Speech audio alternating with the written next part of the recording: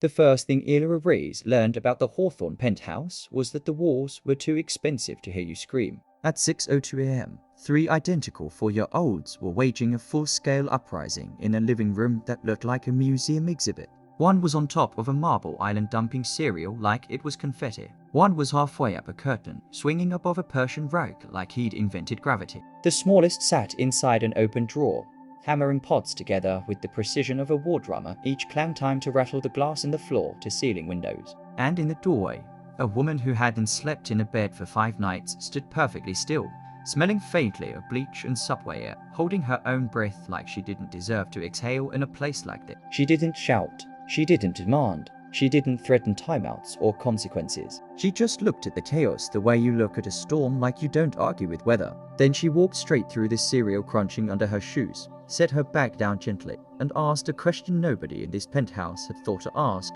Which one of you is hungry? The boy on the counter froze mid-pour. The drummer stopped. The climber paused, clinging to velvet like a spider, and stared down as if the idea itself, someone caring why they were loud, made no sense. Elora lifted her chin, meeting each pair of eyes in turn. Because if you're hungry, she said calmly, we can fix that. But if you're trying to make me leave, you're going to have to do better than breakfast. For a beat, it was silent, except for the distant hum of Manhattan waking up below. And then the oldest triplet, dark curls, brown eyes, a face too serious for fall out of the cereal box like it suddenly weighed 100 pounds. I want pancakes, he muttered, voice small like he hated needing anything. Elora didn't smile the way adults smiled when they thought they'd won. She nodded like that request was holy. Pancakes it is, she said. But you don't get them unless you help. That's how the war ended. Not with discipline. Not with fear, just flour, eggs, and a woman who treated 3 monsters like children. But it didn't start here. It started behind a grocery store in Queens, in a car that barely ran, on the coldest night of November. Elora's 1997 Civic was parked under a flickering security light that made everything look sick. The heater had died last winter. The gas needle hovered above empty like it was mocking her. In the back seat, her 5-year-old daughter, Sophia, slept curled under a thin blanket, cheeks too pale, lashes damp from coughing. At 2:47 a.m., Sophie's breathing changed. It wasn't loud at first, just a whistle, then a staggered pull, like air had turned thick. Her small chest lifted fast, and her mouth opened in a silent panic. Elora twisted around so hard her ribs ached. Baby, she whispered. Sophia's eyes were open, glassy in the dark. M.O.M. I can't. An asthma attack. Elora's hands went numb with muscle memory. She grabbed her bag, poured through a mess of receipts and loose change, found the inhaler, shook it, pressed it to Sophie's mouth, and it clicked. Nothing. She clicked again. Nothing. The canister was empty. She'd been rationing puffs for 2 days, praying the cold wouldn't trigger her daughter's lungs. The cold didn't care what you prayed for. Elora pulled Sophia into her lap, rubbing small circles on her back, forcing her own breathing to stay slow so her child could copy it. In, she whispered. Out. Look at me. Stay with me. But Sophia's eyes were starting to widen the way they did right before the hospital, right before the oxygen, right before another bill Elora couldn't pay. She started the car anyway. If death could crush her, fine. She would be crushed alive. But Sophia wouldn't be crushed at all. 15 minutes later, fluorescent lights flooded their world. Sophia lay with a mask over her face, breathing steadier, tiny fingers wrapped around Elora's thumb. A nurse slid paperwork over with practiced sympathy. Elora signed without reading. Numbers didn't matter. Pulse did. Near dawn, while Sophia finally slept, Elora sat in a hard chair with her phone at 4% and scribbled job listings like it was at Lifeline. Diner, retail, night cleaner, part-time, not enough. Then she saw one line that didn't look real. Live-in housekeeper, family support, Upper East Side High, pay urgent, experience with children required. The salary was ridiculous. It looked like a typo. It looked like a trap. It looked like the kind of job that got desperate women hurt. Elora applied anyway. Her phone died mid-scroll. She didn't know that one tap had just aimed her at a man people didn't say no to. The reply came that morning, while Sophia was being discharged. Interview, 6:00 a.m. tomorrow. Who interviews at 6:00 a.m.? Men who expect you to show up regardless. That night, Elora dropped Sophia at Mrs. Delgado's apartment, a retired neighbor who still believed in helping people. Mrs. Delgado pressed a hand to Elora's shoulder like she could transfer strength through. You look like you're disappearing, she murmured. I can't, Elora said. Not yet. Elora worked her overnight cleaning shift downtown, scrubbed offices that smelled like money and indifference, then took the subway uptown before sunrise. In a station bathroom, she wiped her face with wet paper towels, changed into the only decent clothes she had, a white button-down with a tied collar and black slacks that hung loose. She tucked her sleeves down to hide the marks on her wrist and the scar that curved along her shoulder blade, old proof that love could be a cage. Upper East Side air hit different. It smelled like coffee and polished stone. People walked fast like they had somewhere important to be. Elora walked slower, like every step had to ask permission. The building rose like a threat marble lobby, crystal chandelier, security desk staffed by a man with a bored expression and a judgmental gaze. He scanned her head to toe. "Can I help you? I have an interview," she said, voice steady because she'd learned how to sound steady while drowning. "For housekeeper? Penthouse," he smirked, already enjoying her discomfort. Then he called upstairs. His smirk faded. He hung up, cleared his throat, and pointed down the hallway like he'd suddenly remembered manners. Private elevator, end of the hall. Elora stepped inside the elevator and watched her reflection in the mirrored walls. Hollow cheeks, dark circle, eyes that refused to die. The doors opened into a different universe. Central Park sprawled beneath glass. Art hung on the walls like it belonged in a gallery. Everything looked expensive enough to break if you breathed wrong. A woman approached, late 50, steel grey hair, black suit, posture like a ruler. "I'm Miss Finch," she said. "House manager." Elora nodded. "Elora Reyes." Miss Finch's eyes moved over Elora with something sharper than judgment, calculation. "Do you have experience with children?" "I have a 5-year-old, Elora said. "She has asthma." Miss Finch's mouth tightened as if she'd heard enough to understand the rest. "We have triplets, 4 years old, boys." Elora almost laughed, because of course it was boys. Miss Finch continued, voice flat like she was reciting a disaster report. 27 professional nannies have quit in 8 months. Elora blinked. 27. The last one made it for hours, Miss Finch said, left crying. Said she'd rather take a job cleaning subway station. Elara's stomach dropped. Miss Finch stepped closer. "The listing says housekeeper. That is technically correct. But what we need is someone who won't run." Elora heard herself answer before fear could swallow her. "I can try." The screaming started right there, as if the penthouse itself had been waiting to test her. Miss Finch led Elora toward the living room, and Elara's first sight of the triplets looked like a luxury home being attacked by tiny gods. Cereal everywhere, milk soaking into a rug that probably cost more than Elara's entire childhood, crayon marks on a framed painting, a plant knocked over like it had been executed. "Miss," Finch shouted over the chaos. Eli, oldest by minutes, thinks he's in charge. The boy on the iron end, Eli, stared down like a king. "Jude," Miss Finch said, pointing to the one in the curtain, "climbs anything. We've locked the balcony." "And Remy," she said, pointing to the pot banner, quietest, loudest when ignored. Elora didn't see monsters. She saw a test, a hunger, a grief wrapped in chaos. She remembered herself at 6, in a foster home, breaking things because breaking things was the only way to be noticed. So she did something that made Miss Finch go rigid with disbelief. Elora walked up to Eli, sat on the floor so their eyes were level, and spoke softly. "You're hungry," she said. "That's why you're doing this." Eli stopped mid-breath. His defiant face flickered confusion, then something dangerously close to relief. "I want pancakes," he muttered. Elora turned her head upward toward Jude. "You want to help me make them? Or you want to keep auditioning for the circus?" Jude blinked. "I'm not a circus." "Good fooled me," Elora said. "Come down. I need an egg cracker." Remy stopped banging the pots, eyes wide, like the sound had been the only thing keeping him from disappearing. Elora looked at him last. "You stir," she said. "That's the most important job." All 3 boys moved toward her, like they had been waiting their whole lives for someone to give them a role instead of a punishment. Miss Finch stood frozen in the doorway, hand pressed to her chest like she was watching a miracle happen in real time. Elora opened cabinets until she found flour. The boys pointed out the eggs. Jude confessed he stole milk at night. Elora didn't scold him, she just slid the milk closer and said, "We don't steal in my kitchen. We ask." She mixed batter the way Eleanor taught her Eleanor, the only foster mother who ever held her gently, the only one who made mornings feel safe. Eleanor had died 2 years ago, but her recipe lived like a heartbeat in Elara's hands. "Vanilla, a little brown sugar, a pinch of cinnamon. Why does it smell like?" "Like warm?" Jude asked, frowning like he couldn't name the feeling. "Because that's what it is," Elora said. "Warm." They cooked. They spilled flour. They cracked 1 egg onto the floor. Eli's eyes filled with panic, waiting for the explosion. Elora just handed him a paper towel. "Chefs make messes," she said. "Good chefs clean them." 30 minutes later, The table held a messy stack of pancakes and 3 quiet boys eating like they'd never been fed in their lives. Then a voice came from behind her, deep, controlled, cold enough to slice. "Who are you?" Ela returned, and the air changed. A man filled the doorway, tall, broad-shouldered, black shirt open at the collar, ink crawling up his neck. His eyes were the kind people avoided on the street, not because they were angry, because they were certain. Miss Finch's posture sharpened. Mr. Hawthorne, the triplets looked up like they were suddenly aware of gravity. "Dad," Eli said carefully, syrup on his lip. "Try the pancakes." The man's gaze moved from his son's calm, seated, alive to Elora, still dusted with flour like she belonged here. "You're here for the housekeeping position," he said. "Yes," Elora answered, refusing to shrink.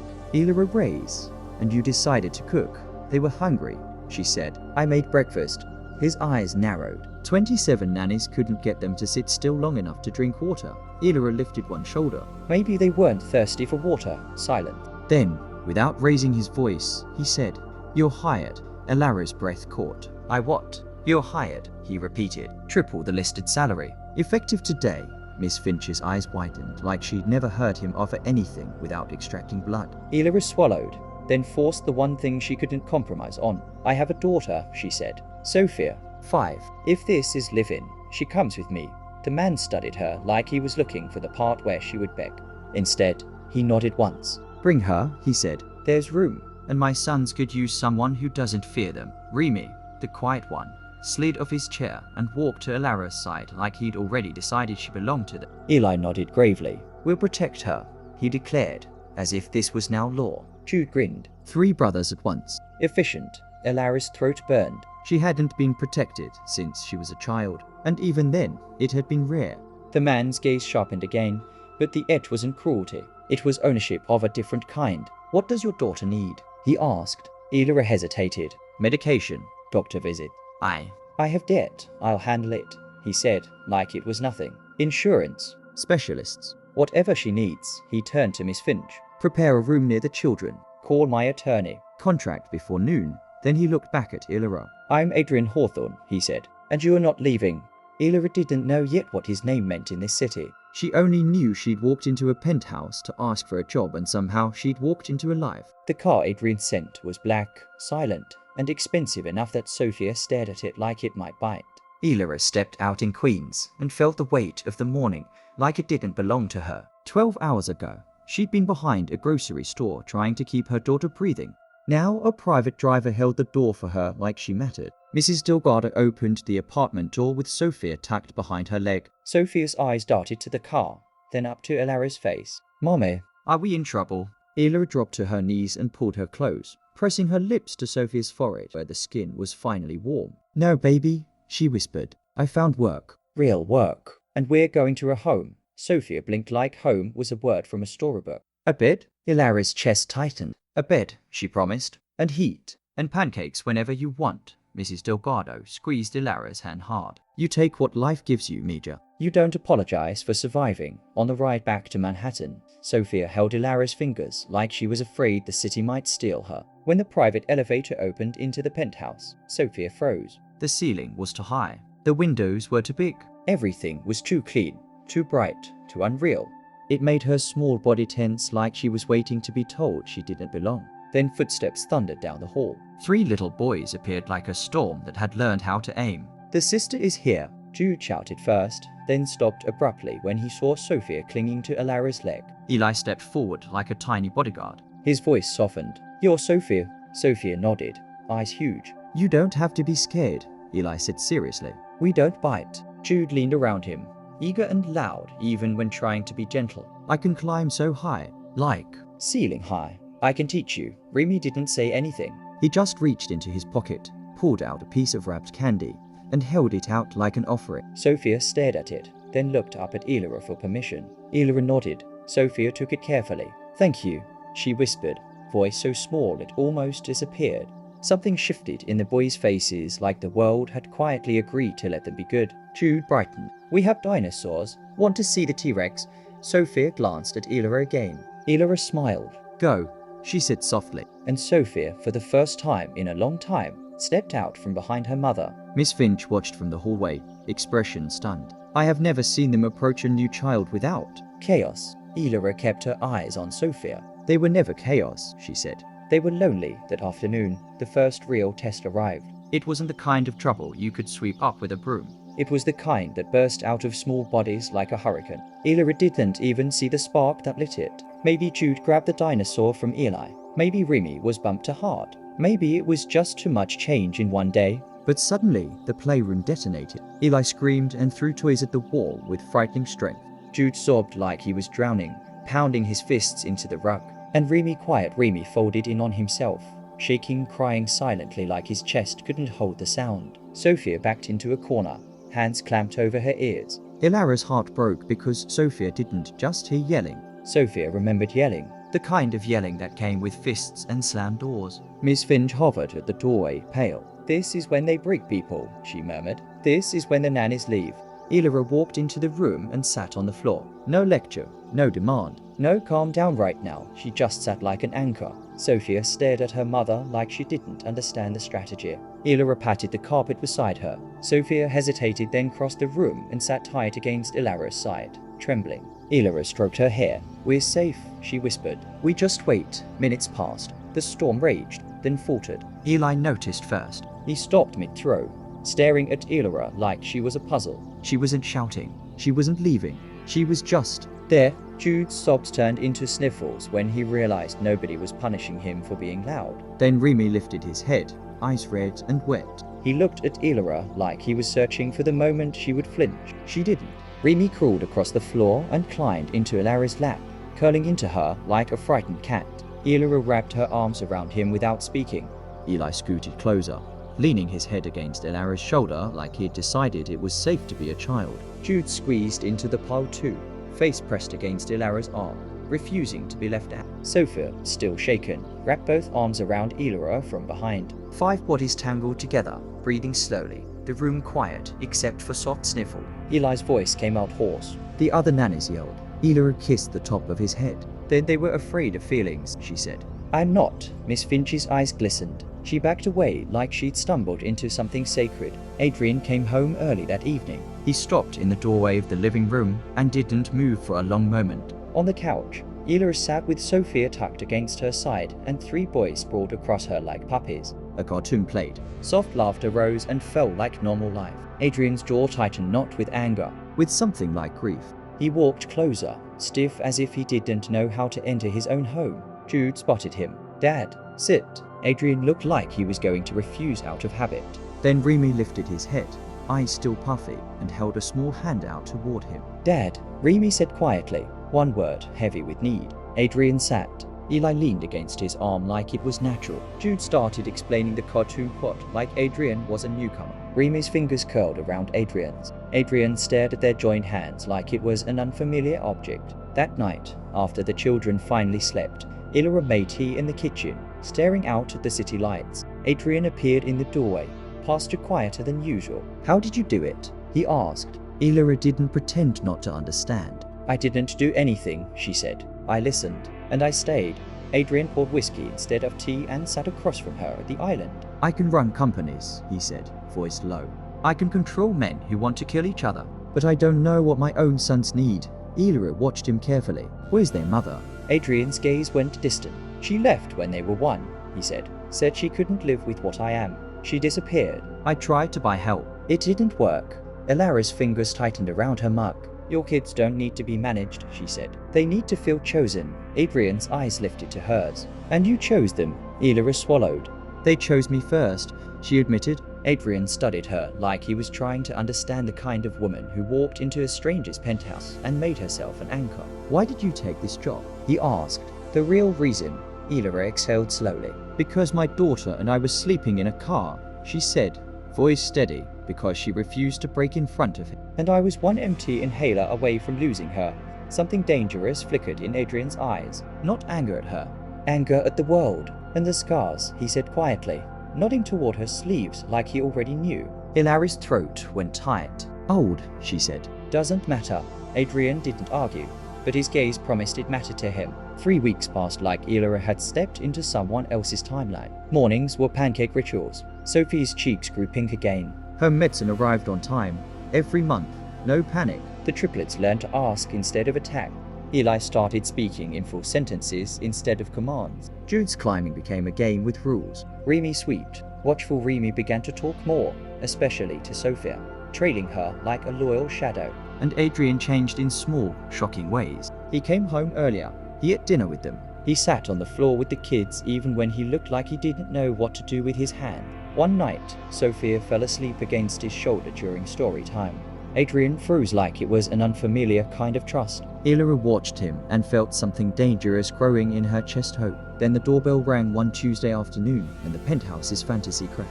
A man stumbled inside, shirt soaked in blood, eyes wild. Miss Finch moved fast, calm in a way that told Ilira this wasn't new. "I need Mr. Hawthorne," the man rasped. "Now." "They know." Adrian appeared from his office minutes later, face carved into stone, speaking in a low language Ilira didn't recognize. Orders, names, coordinates. A world beneath this penthouse that didn't care about pancakes. Adrian turned and saw Ilira standing there, frozen. He understood instantly what she'd just learned. "Come," he said, voice tight. "We need to talk." Inside his office, the air smelled like steel and secrecy. "You know what I am," Adrian said. Ilira didn't flinch. "I know you're dangerous," she said calmly. "But not to your kids. Most people would have run." Ilira had already lived through the kind of danger that wore a normal face and waited until you were alone. So when Adrian asked, "Does it scare you?" she answered honestly. "It should," she said. "But I've been more afraid of men who didn't have power. Men who just had fists." Adrian's eyes darkened. "Who hurt you?" Ilira stared out at the city lights for a beat too long. "His name was Caleb," she said quietly. "Sophie's father. He vanished after draining our account. Before that, he made my life small." Adrian's voice dropped into something cold. "If he comes back," he said, "you tell me." Ilira looked at him. "You don't have to, yes." Adrian cut in. "I do." He stood, walked to the door, then paused like he was making a vow without speaking it. "You belong here now," he said. "All of you." Ilira's heart beat hard.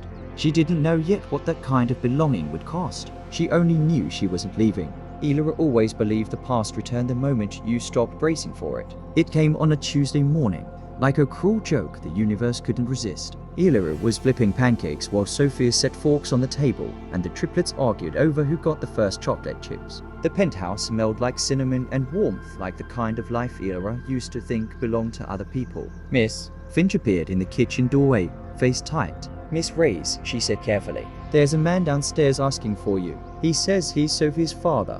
Ilira's blood went cold so fast she felt dizzy. "No, not now." She wiped her hands on her apron and walked into the hallway like she was moving through water. And there he was in the foyer, Caleb. He looked worse than memory, thinner, rough around the edges, eyes bloodshot, a stale smell of alcohol, and entitlement clinging to him like cologne. But his smile was the same, poison pretending to be charm. "Ilira," he drawled, gaze sliding over her, then past her, taking in the penthouse like he was evaluating merchandise. "You leveled up.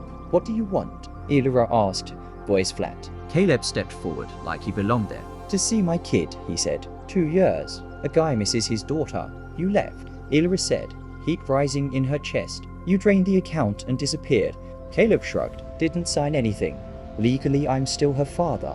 He leaned in slightly, lowering his voice like they were sharing a secret. "Also, I know who lives here." Ilira's spine went rigid. Caleb's smile widened. "Adrian Hawthorne. People talk. The kind of talk that ends with social workers, judges, custody hearings. Imagine explaining to a court why your daughter's living with a criminal." Ilira's hands curled into fists. "You don't get to threaten me." Caleb's eyes sharpened. "I do if I want money," he said, dropping the performance. 300 grand. Ilira let out a breath that sounded like a laugh, but wasn't. "I don't have, no." "But your new man does." He stepped closer, voice lowering, rage simmering under it. "You think you can just build a new life and erase me?" "You were always good at pretending." The old reflex tried to grab Ilira flinch, fold, shrink. But then she heard Sophia laughing somewhere down the hall with the boys, and Ilira remembered what she was protecting now. Caleb lifted a hand, fingers curling like a warning. Ilira didn't close her eyes this time. She held his stare. The fist never landed. A hand appeared out of nowhere and caught Caleb's wrist mid-air hard. A sickening crack echoed. Caleb screamed. Ilira turned and saw Adrian standing between them, face calm in a way that was terrifying. His grip twisted Caleb's wrist back at an angle that made the human body look fragile. Adrian didn't shout. He didn't threaten. His voice came out low, lethal. "You touch her again," he said, "and you'll forget what hands are for." Caleb Wright, panting. "Do you know who I am?" "I'll call the police, call them," Adrian said, eyes empty. "Let's see who arrives first." Elira felt fear not of Caleb, of the part of Adrian she'd only glimpsed in shadows. She stepped forward and put a hand on Adrian's shoulder, voice soft but urgent. "The children are here," she whispered. Adrian froze. For a split second, his eyes flicked down the hallway. And that was enough. He released Caleb's wrist and shoved him toward the office like he was dragging trash of a carpet.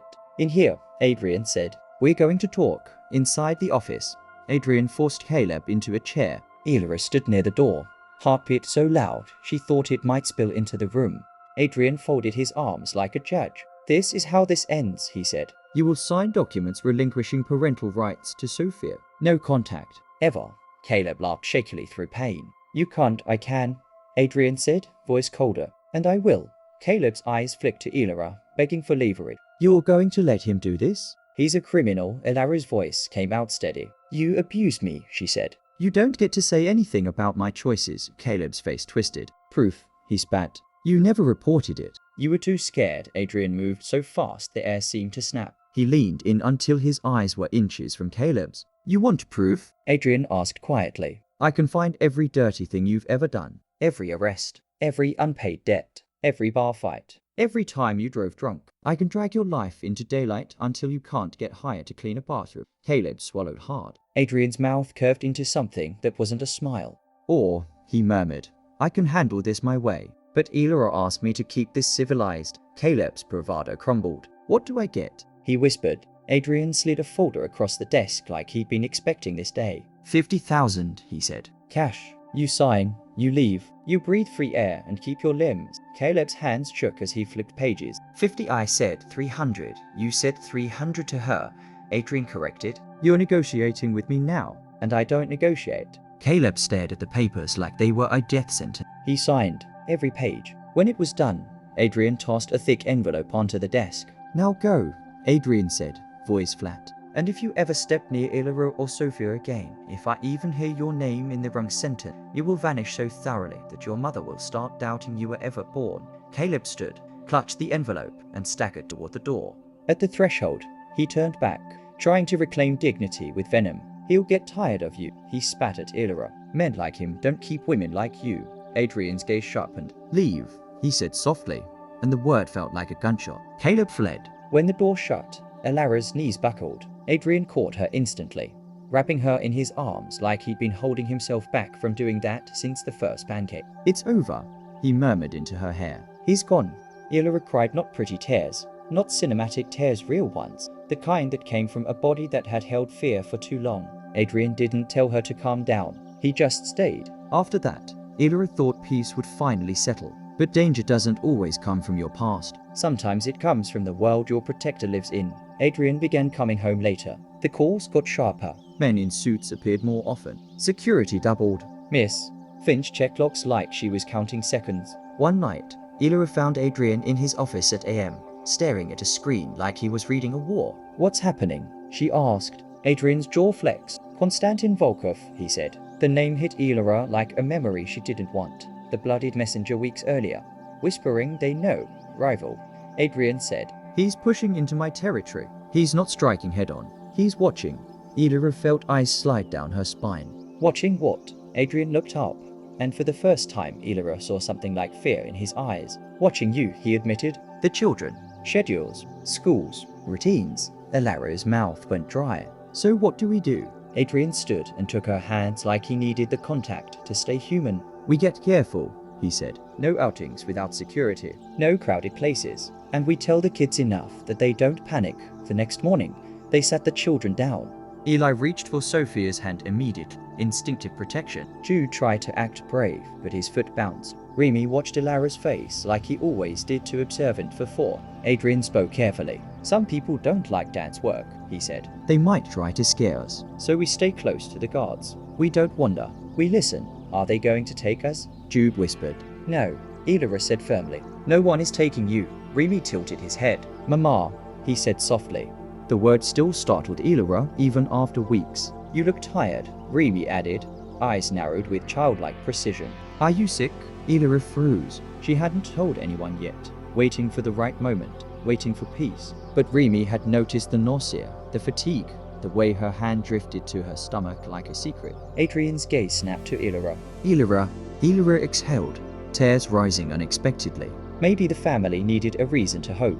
I'm not sick, she said quietly. I'm pregnant. Silence hit the room like a wave. Adrian looked like he'd been struck. You're pregnant, he repeated, voice breaking around the word. Elira nodded. 2 months. Then the kids exploded. A baby? Jude shouted, instantly delighted. Eli stood up like a soldier receiving orders. I'll protect the baby, he declared. I'm the oldest. Sophia clapped, eyes shining. I want a sister. Remy walked to Elira and placed his small hand on her stomach like it was sacred. Is the baby safe? He whispered. Will the bad people hurt the baby? Adrian dropped to his knees beside them, one hand on Remy's shoulder, one covering Elira's hand over her belly. No one will hurt my family, he said, voice turning steel. No one. Elira saw it in his eyes. This wasn't a promise. It was a sentence. The attack came on a Tuesday night. Elira was reading a bedtime story when the emergency alarm tore through the penthouse sharp, relentless, wrong. Elira snapped the book shut. Safe room, she said instantly. The children moved like they'd practiced. Eli grabbed Sophia's hand. Jude took Remy's. They ran. Elira shoved the false wall aside in the master bedroom, punched in the code with shaking fingers, and ushered them inside the steel door. She sealed it. Lock after lock engaged with a sound that felt final. In the dim emergency light, Elira pulled the children close, one arm instinctively shielding her stomach. Then came the gunshot. 1, 2, 3. Sophia screamed and buried her face against Elira's chest. Jude shook violently. Remy went silent, eyes too wide. Eli squeezed his eyes shut, lips moving in a whisper like prayer. Time became meaningless inside that room. Elira held them, whispering, we're safe, we're together, we're safe, even though she didn't know if it was true. Then the knock came. 3 short, 2 long, 1 short. The code. Elira. Adrian's voice came through the door. It's safe. Elira opened it and nearly collapsed at the sight of him. His shirt was smeared with blood, but his eyes were alive, and the blood wasn't his. The children launched into him like gravity had shifted. Adrian dropped to his knees, wrapping them all up, kissing foreheads, murmuring, I'm here, I'm here. Elira stood in the doorway, shaking. What happened? 2 men, Adrian said quietly, gaze on her over the children's heads. They got past the lower security. They didn't get past me. Elira knew what that meant. She didn't ask for details. She only felt relief so sharp it hurt. Adrian stood and pulled her into his arms, holding her like he'd almost lost her, which he had. I'm ending this, he whispered. Volkov, all of it. Before the baby is born. A week later, the threats vanished. Adrian came home one night with exhaustion in his bones and relief in his posture. It's done, he said. Elira didn't ask what done required. She only kissed him and held her children tighter. Then, on another Tuesday morning, Adrian walked into the kitchen while Elira flipped pancake. He held a small velvet box. He didn't speak. He dropped to one knee on the flour-dusted floor like a man who'd finally surrendered to his own heart. Elira Reyes, he said, voice steady but eyes raw. You walked into my home as an employee and turned it into a family. You stayed when people ran. You healed my sons without trying to own them. You gave Sophia safety. You gave me a life I didn't know how to build. He opened the box. A diamond caught the light, simple, elegant, real. I bought this the first week, he admitted, because I knew. I just kept waiting for a perfect moment. Then I realized the perfect moment is pancakes, children, and the sound of a home. Elira's hands shook so badly she almost dropped the spatula. Marry me, Adrian said, not a demand. A plea. Choose me the way you chose them. Elira looked at the children, 5 faces holding their breath. Then she looked at Adrian Hawthorne, dangerous, devoted, terrified of losing what he loved. Yes, she whispered. The kitchen exploded in cheers. June dancing, Sophia crying happy tears, Eli nodding like this was justice, Remy smiling like sunrise. They married 2 weeks later in Central Park's small, quiet real. Miss Finch attended with eyes that finally looked soft. Mrs. Delgado came in her best coat and cried openly. Sophia wore pink and carried flowers like it was her job to bless the day. After the vows, they signed papers. Adrian adopted Sophia. Elira adopted the triplets. The judge asked Sophia, do you want Adrian Hawthorne to be your legal father? Sophia looked at Adrian, serious as Eli. He already is, she said. This is just so everyone else has to act like it too. When the judge asked the boys if they wanted Elira to be their legal mother, Eli answered for all three.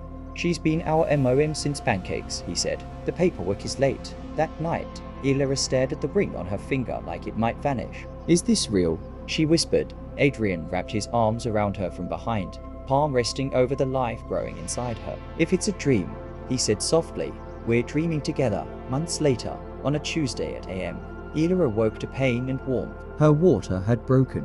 Adrian sat bolt upright, like a man who could face enemies but not labor. "What do I do? Who do I call?" The bag where's the Elira laughed through a contraction. "Back by the door," she gasped. "Breathe.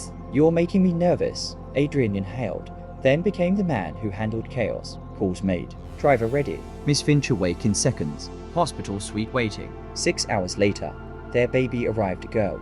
Healthy, furious, alive. Adrian held her like she was made of glass. "What do we name her?" Elira whispered. Adrian's eyes shone. "Luciana," he said. "And Eleanor." Elira's breath caught. Eleanor, her foster mother. The woman whose pancakes started everything. Elira nodded through tears. "Perfect." When the children arrived, they froze at the sight of the baby. "She's tiny," Jude whispered. Sophia leaned in, awed. "I have a baby sister." Remy reached out a single finger, and the baby's hand curled around it, creeping like she'd already decided she belonged to him. Remy's eyes filled. "She knows me," he whispered. "She heard you," Elira said. "All of you." 6 months after Luciana was born, Elira stood at the stove on a Tuesday morning, flipping pancakes like a ritual. Around the table, Sophia cutting pieces carefully for the baby. Eli holding a bottle like it was a sacred duty. Jude making faces to make Luciana giggle. Remy watching it all with a soft smile that used to be impossible. At the head of the table, Adrian drank coffee and looked at his family like he couldn't believe life had let him keep it. Elira realized something, then something that felt like truth instead of luck. Miracles don't always arrive as lightning. Sometimes they arrive as a woman who refuses to leave. Sometimes they arrive as 3 hungry boys who just needed to be seen. Sometimes they arrive as a warm breakfast made from a recipe left behind by someone gone, proof that love doesn't disappear. It just changes hands.